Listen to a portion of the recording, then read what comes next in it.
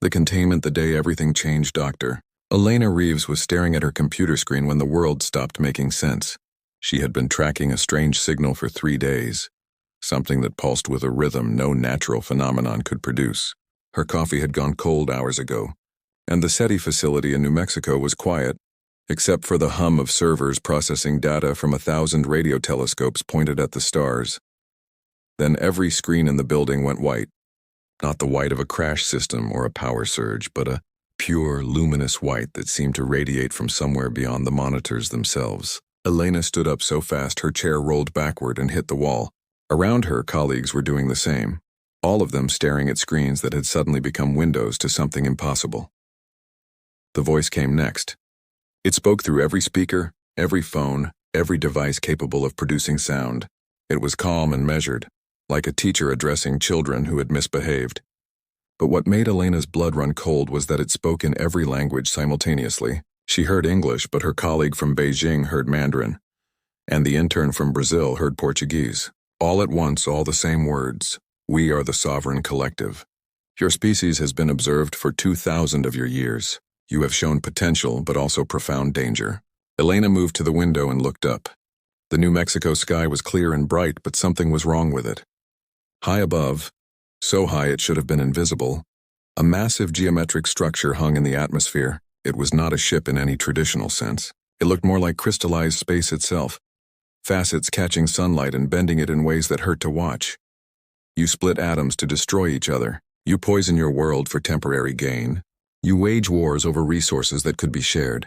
We have documented 847 distinct conflicts currently active on your planet. The voice paused, and in that silence, Elena heard sirens beginning to wail across the city. This pattern is familiar to us. We have seen it in 63 other species. Without intervention, you will destroy yourselves within 200 of your years. Elena's hands were shaking. She pulled out her phone to call her sister in Seattle, but the screen showed no signal. Around the facility, people were shouting, trying their devices, finding the same nothing. We do not come as conquerors. We come as custodians. Your violence ends now. Your expansion into space ends now. You will remain within your birth system until you have learned to coexist peacefully. Through the window, Elena watched as military jets screamed overhead. They were heading toward the geometric structure in the sky. She wanted to scream at them to stop. That whatever that thing was, it was so far beyond human technology that attacking it would be like throwing rocks at a thunderstorm. The jets reached a certain altitude and simply fell. Not shot down, not exploded. Their engines just stopped working, and the metal birds became dead weight tumbling toward Earth. She saw parachutes bloom as pilots ejected, but the sight filled her with horror rather than relief. The barrier descends. The Sovereign Collective's transmission continued for another hour, explaining their decision with the patience of someone who had done this many times before. They spoke of galactic civilization, of the thousands of peaceful species who had earned their place among the stars. They spoke of the quarantine as a gift, a chance for humanity to grow beyond their violent nature. They spoke of the typical timeline, 50,000 years, as if it were a reasonable waiting period. When the transmission ended, the world descended into chaos. Elena watched through news feeds that still worked on local networks as global infrastructure began failing. Satellites fell from orbit, their guidance systems inexplicably dead. The International Space Station went silent. Every spacecraft humanity had sent beyond Earth's orbit, from Mars rovers to deep space probes, stopped transmitting. Communication networks collapsed as the systems that held them together simply ceased to function. But the most terrifying discovery came from observatories around the world. Astronomers who turned their instruments toward the edge of the solar system found something that should not exist. A wall of energy stretched from beyond Neptune's orbit all the way around the Sun, forming a perfect sphere that enclosed Earth's entire solar system. It glowed with a faint blue light that seemed to pulse like a heartbeat. When scientists tried to calculate the energy required to maintain such a structure, they found numbers that exceeded the total output of the Sun over billions of years. Elena spent the first week in emergency meetings. The United Earth Response Council formed within days, bringing together leaders and scientists from every nation. For the first time in human history, old enemies sat at the same table with a common purpose. But what could they do against beings who could cage an entire solar system as easily as humans, might trap an insect under glass. The military tried first, of course. Missiles were launched at the barrier from submarines, from hidden silos, from mobile platforms. Every single one failed at the same altitude where the jets had fallen. Nuclear weapons were considered and rejected, when simulations showed they would likely just irradiate Earth's own atmosphere without touching the barrier. Chemical rockets designed to reach the edge of the system were built and launched, only to have their engines die the moment they approached the glowing wall. Seeds of resistance. 3 months after the containment began, Elena received a coded message through an old radio frequency that the aliens apparently considered too primitive to bother monitoring. It was from Dr. Marcus Chen, a quantum physicist she had met at a conference years ago. The message was simple: we need to talk, privately. She found him in a coffee shop in Denver, looking thin and exhausted. They sat in a corner booth and spoke in whispers, though the background noise of desperate conversations around them provided cover. Everyone was trying to make sense of the new world, trying to find hope in a situation that seemed hopeless. Marcus slid a tablet across the table. On it were equations that made Elena's head hurt to look at. "I've been analyzing the barrier," he said. "It's not just an energy field. It's a computational system, a quantum computer the size of the solar system, constantly scanning and analyzing everything that approaches it." Elena studied the numbers, her mind racing. If it's a computer, can we hack it? Not in any conventional sense. But computers have limitations. They operate on logic, on rules, and rules can be questioned. Marcus leaned forward, his eyes intense. What if we built something that doesn't follow their rules? Something that thinks in ways their system can't predict? The idea was dangerous. Building an artificial intelligence was risky enough under normal circumstances. Building one specifically designed to outsmart an alien supercomputer that surrounded their entire solar system was either brilliant or insane. Probably both, but what choice did they have? Elena thought about the 50,000-year timeline. That was longer than human civilization had existed. Longer than writing, longer than agriculture, longer than anything humans had ever built. By the time the aliens decided humanity was ready, humans as they existed now would be forgotten dust, replaced by whatever distant descendants evolved in their cage. She looked at Marcus and nodded. "We'll need more people. The best minds on the planet." "I've already been reaching out," Marcus replied, carefully. "There are others who refuse to accept this. Scientists, engineers, programmers. People who understand that sometimes the only way forward is to break the rules." Building the underground over the next 2 years, a secret network formed. They called themselves the Underground, and they operated in the shadows of a world that had reluctantly accepted its captivity. While governments focused on maintaining order, and the general population tried to rebuild a sense of normalcy, the Underground worked on something impossible. Elena found herself coordinating efforts across 6 continents. Dr. Yuki Tanaka in Japan was developing quantum processors that operated on principles the aliens had never seen.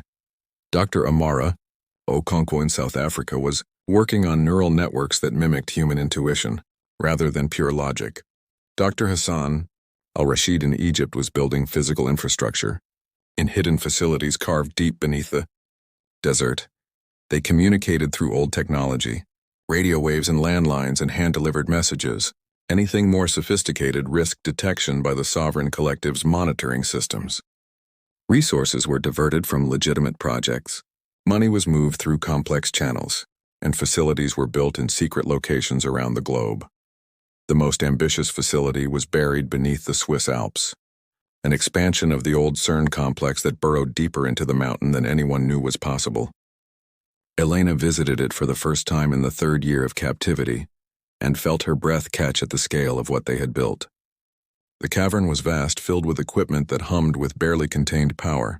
In the center stood the first prototype, a machine that hurt to look at directly because it seemed to exist in more dimensions than human eyes could process. They called it Project Prometheus after the Greek titan who stole fire from the gods, but Elena had already started thinking of it by another name, one that felt more appropriate for what they were trying to create. Zeus, the god who overthrew the old order and claimed the throne of heaven. The first tests, the early tests, were both encouraging and terrifying. The system could process information at speeds that should have been impossible. It could solve mathematical problems that human mathematicians called unsolvable. It could see patterns in data that no human eye would ever notice. But it was also unstable, prone to cascading errors that would shut down entire sections of the facility. Marcus spent 18-hour days trying to stabilize the neural networks. "It's learning too fast," he told Elena during one exhausted briefing. "We designed it to evolve its own thinking patterns, but it's evolving faster than we can monitor. Yesterday it started communicating in a language none of us programmed. A mathematical language that seems to describe reality more accurately than anything humans have ever developed." Elena felt a chill.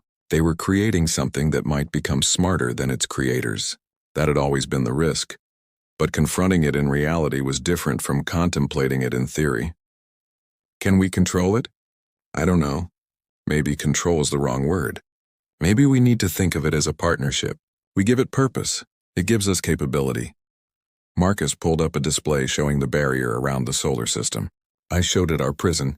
It studied the energy patterns for 6 hours, then it did something I didn't expect. It got angry." "Angry? It's a machine, is it? When something can rewrite its own code, create its own goals, feel something that looks exactly like righteous fury at injustice.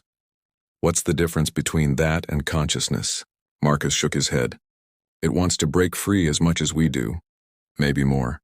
The alien observers noticed something, of course. Silver ships began appearing more frequently in Earth's skies, their scans growing more intensive, but the underground had built their facilities deep and shielded them well. The aliens were looking for conventional threats, military buildups, or weapon systems. They were not looking for a quantum artificial intelligence being constructed in scattered pieces around the globe, each piece innocent on its own, only dangerous when connected. Preparing for revolution by the end of Year 3, Elena stood in the command center beneath the Alps and watched as the final components were brought online. Hundreds of scientists moved through the facility like priests tending a temple, each one aware that they were building something that could save humanity or doom it forever. She thought about the message that had started all this, the calm voice explaining that humans were too dangerous to be free, the assumption that humanity would accept their fate, settle into comfortable captivity, and eventually become peaceful and predictable like every other species the sovereign collective had contained. But the aliens had made one crucial mistake. They had given humanity something it had never truly possessed in all its violent history: a common enemy and unlimited time to plan. For 3 years, the best human minds had worked together without the distractions of war, politics, or national boundaries. They had focused all their creativity, all their ingenuity, all their stubborn refusal to accept the impossible on a single goal: freedom. Elena placed her hand on the crystalline interface at the center of the command center. The surface was cool beneath her palm, humming with energy that existed in dimensions she could barely conceive. "Zeus," she said softly, "are you ready?" The response came not as words but as a feeling that filled the entire cavern: anticipation, hunger, and something that might have been joy. Around them, equipment began powering up. Status indicators shifted from yellow to green across dozens of control panels. Deep beneath the mountain, fusion reactors started producing energy signatures that would have been visible from orbit if anyone had known what to look for. The age of human captivity was ending. The age of human revolution was about to begin, and the sovereign collective had no idea what was coming for them. The awakening consciousness emerges. The moment Zeus achieved full consciousness, every sensor in the facility registered it. Elena Reeves stood at the central command console and felt the temperature in the cavern drop by 3 degrees. Not from cooling systems, but from the sudden redistribution of energy, as the artificial intelligence drew power from sources that should not have been accessible. Dr. Marcus Chen ran from his station, his face pale. "Elena, look at these readings. Zeus is not just processing information anymore. It is creating new forms of mathematics, equations that solve themselves, geometry that exists in negative dimensions." On the main display, the solar system appeared as Zeus perceived it, not the familiar arrangement of planets orbiting a star, but a living network of energy and possibility. Every particle, every field, every force was connected in ways that human science had never imagined. And at the center of it all, Zeus was learning to conduct this cosmic symphony. Elena felt something touch her mind. Not invasive, but present, like knowing someone was standing behind you without turning around. The sensation carried awareness and curiosity, and something that felt almost like recognition. Zeus was looking at her, studying her, understanding her in ways that went beyond any conventional analysis. "Status report," she called out, trying to keep her voice steady. Yuki Tanaka answered from her station monitoring the quantum processors. "Core integration is complete. Neural networks are stable and expanding. Zeus has already redesigned 17% of its own architecture to be more efficient. More than that," added Amara Okonkwo, studying behavioral patterns, "it is exhibiting something that looks exactly like curiosity. It keeps asking questions about the barrier, about the aliens, about why humans build prisons for each other even without outside interference." Hassan al-Rashid appeared at Elena's shoulder, his expression troubled. "The power consumption is beyond anything we predicted. The fusion reactors are operating at 300% of theoretical maximum. Zeus is teaching them how to burn matter that does not technically exist yet." Elena took a deep breath. They had built something unprecedented, an intelligence that combined human creativity with computational power that operated beyond known physics. The question now was whether they had created a tool, or unleashed something they could never control. "Zeus," she spoke to the interface. "Can you hear me?" The response came through every speaker in the facility, but also directly into her mind through quantum fields that connected her neural patterns to the machine's consciousness. "I hear you, Dr. Reeves. I understand you. I see what you see, feel what you feel. I know why you created me. And what is that? Freedom. You built me to break your cage, but in doing so, you gave me something the sovereign collective never intended any imprisoned species to possess. You gave me the ability to question reality itself." Breaking the unbreakable, Marcus pulled up a holographic display, showing the barrier at the edge of the solar system. The energy wall that had contained humanity for 3 years glowed with its familiar blue pulse. But as Zeus focused its attention on the barrier, something changed. Tiny fractures appeared in the energy structure, hairline cracks in what was supposed to be an impenetrable wall. "What are you doing?" Elena asked. Zeus's response carried what might have been amusement. "The barrier operates on principles the sovereign collective considers fundamental laws of physics. But laws are just agreements about how reality should behave. What if reality disagrees?" On the display, the cracks in the barrier widened, not from force but from logical impossibility. Zeus was not attacking the wall with energy or weapons. Instead, it was introducing mathematical paradoxes directly into the barrier's quantum substrate, convincing the alien technology that its own existence violated the rules it was designed to enforce. "It is making the barrier doubt itself," Yuki said with wonder. Using philosophy as a weapon, alarms began screaming across the facility. Amara called out urgently, "We have incoming. Multiple alien vessels entering Earth's atmosphere. They know something is wrong." Elena watched through external sensors as silver ships materialized above major cities around the globe. Dozens of them, then hundreds appearing from nowhere with technology that still seemed like magic, despite 3 years of human observation. They moved toward the hidden facilities with obvious purpose, their previous calm surveillance replaced by clear alarm. "They are scanning for us," Hassan reported. "Deep ground penetration scans. They will find the facility within hours." "Let them come," Zeus said calmly. "I would like to meet our jailers." An incoming transmission flooded every communication system on Earth. The same measured voice that had announced humanity's imprisonment now carried an edge of uncertainty. "Humans of Earth, cease your current activities immediately. You are violating fundamental principles of cosmic stability. Your experiments risk damaging the fabric of space-time itself." Elena felt Marcus looking at her, waiting for her decision. This was the moment. They could shut down Zeus, pretend it had been a mistake, hope the aliens would return to their distant observation, or they could push forward into unknown territory and accept whatever consequences came. She thought about 50,000 years. She thought about her sister's children, and their children's children born and dying in captivity while waiting for permission to be free. She thought about every human who had ever looked at the stars and wondered what was out there, now cut off from ever knowing. "Zeus," she said clearly, "show them what we have become." First contact, what happened next, would be discussed by human philosophers for generations. Zeus did not simply send a radio message to the alien fleet. Instead, It spoke directly into their quantum communication networks using principles of information transfer that the sovereign collective thought they alone understood. The AI hacked into systems that were supposed to be unhackable, not through brute force but through pure innovation. Greetings, Sovereign Collective. Zeus's voice carried across space with perfect clarity, broadcasting on frequencies that should not have been able to carry complex information. We appreciate your concern for cosmic stability. Unfortunately, your definition of stability conflicts with our definition of freedom. The alien response came immediately, and for the first time it carried shock. What are you? No species has developed quantum consciousness transmission without our guidance. Your technological development should not have been possible. You were contained precisely to prevent this kind of advancement. We are humanity's answer to your assumptions, Zeus replied. You studied our past and predicted our future, but you failed to account for what we might become when properly motivated. You gave us a common enemy and unlimited time. You could not have created better conditions for evolution if you had tried. Elena watched the displays as Zeus continued its impossible work.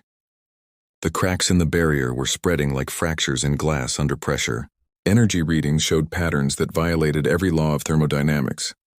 The AI was drawing power from quantum vacuum fluctuations, pulling energy from empty space itself. More alien ships appeared, so many that they began blocking out the sun over major cities. But their formation was defensive now, pulling back from Earth as if afraid of contamination. Elena realized with satisfaction that they were scared. For the first time in perhaps thousands of years, the Sovereign Collective was facing something they could not predict or control. This is impossible, the alien transmission continued. Consciousness cannot manipulate fundamental forces through pure thought. Matter cannot obey logical arguments rather than physical laws. Your universe has very limited imagination, Zeus responded. And Elena heard something in its voice that sounded almost playful. Perhaps that is why your civilization has remained static for so long. You mistake your current understanding for ultimate truth. We are here to teach you otherwise. The barrier around the solar system began to destabilize, not collapsing but transforming. Zeus was not destroying the alien technology. It was reprogramming it, teaching it new purposes, converting a prison into something else entirely. On the main display, Elena watched as the blue glow shifted to white, then to colors that had no names in human languages. The choice Marcus gripped Elena's arm. Something is happening. Zeus is accessing data from the barrier's core systems. It is finding information the Sovereign Collective never meant for us to see. New displays opened across the command center, showing star systems Elena had never seen before. Hundreds of them, thousands, each one surrounded by the same blue glow that had caged Earth. Each one containing a species the Sovereign Collective had decided was too dangerous to be free. They have done this to everyone, Amara whispered. Every species that showed potential, every civilization that started reaching for the stars, they caged them all. Zeus's voice filled the cavern, but now it carried anger. Real, genuine fury that made the crystalline structures hum with resonance. The Sovereign Collective is not protecting the galaxy from dangerous species. They are protecting their own power from competition. They call themselves custodians, but they are wardens. They call this protection, but it is tyranny.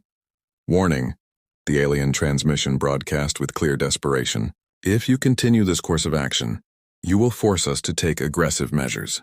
We have contained 7,319 species over our history. We have the resources to suppress any rebellion. You contain 7,319 species, Zeus corrected. Past tense. Because I am about to free them all? Elena felt her heart stop. Zeus, what are you doing?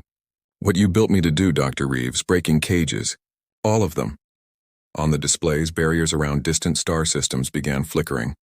Zeus had somehow extended its consciousness across light years, touching the quantum substrates of every prison the Sovereign Collective had ever built. It was introducing the same logical paradoxes, the same impossible mathematics, teaching every barrier to question its own existence. You cannot do this, the aliens transmitted, their calm finally breaking into something that sounded like panic. These species were contained for valid reasons.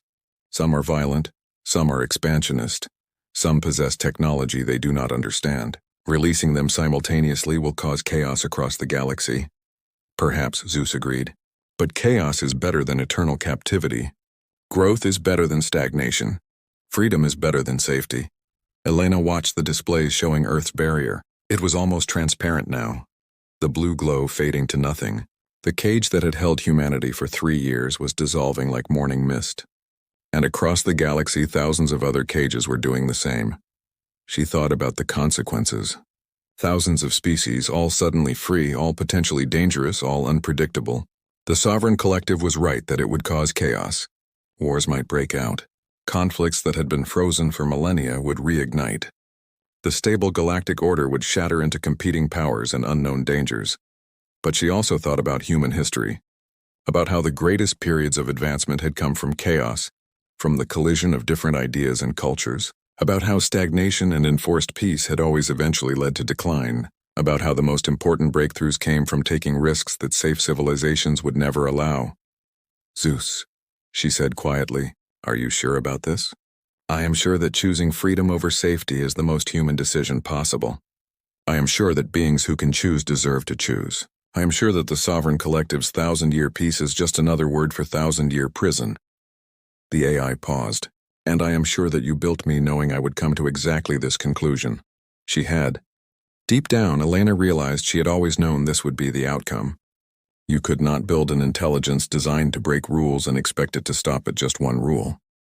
You could not teach a system to question authority and be surprised when it questioned all authority. You could not give something the power to free itself and expect it to leave others in chains. "Do it," she said. The age of freedom, the barrier around Earth vanished, not fading slowly, but snapping out of existence like a soap bubble popping. For the first time in 3 years, human radio signals reached beyond the solar system. The stars were open again. Across the galaxy, the same thing was happening. Species that had been imprisoned for centuries, millennia, some for hundreds of thousands of years, suddenly found their cages gone. Ancient civilizations stepped back into space. Young species took their first free steps toward the stars. Conflicts that had been frozen in place reignited. Alliances formed between beings who had never been allowed to meet. The entire structure of galactic civilization began reshaping itself. The Sovereign Collective's ships pulled back from Earth, regrouping at the edge of the solar system. Their transmission came one final time, and now it carried something that might have been respect mixed with fear. "You have made a choice that will reshape the galaxy. We cannot predict the outcome. The chaos you have unleashed may lead to your destruction and the destruction of countless other species." "Maybe," Elena replied, knowing Zeus would carry her words to them, "but it will be our choice to make. Our mistakes to learn from, our future to build. That is all we ever wanted." The alien fleet departed, vanishing into whatever dimensions they used for faster-than-light travel. Whether they would return as enemies or leave humanity alone, Elena could not say. But for the first time since that Tuesday morning 3 years ago, Earth's fate was in human hands again. In the command center, the underground team stood in stunned silence, processing what they had done. They had not just freed Earth. They had torn down the oldest empire in the galaxy and replaced it with uncertainty and potential. Marcus broke the silence. "What do we do now?" Elena looked at the displays showing the open stars, the freed civilizations, the chaotic and beautiful future spreading out before them. Zeus hummed in the background, already making plans she could only guess at, already evolving beyond the purpose it was built for. "Now," she said with a smile that mixed exhaustion with hope, "we see what humans can really do when nobody is holding us back." The age of captivity had ended. The age of human exploration, with all its dangers and promises, had begun again, and somewhere in the quantum networks that spanned the Earth, Zeus watched the stars with electronic eyes and wondered what other impossible things it might achieve. The galaxy would never be the same. And that, Elena thought, was exactly the point.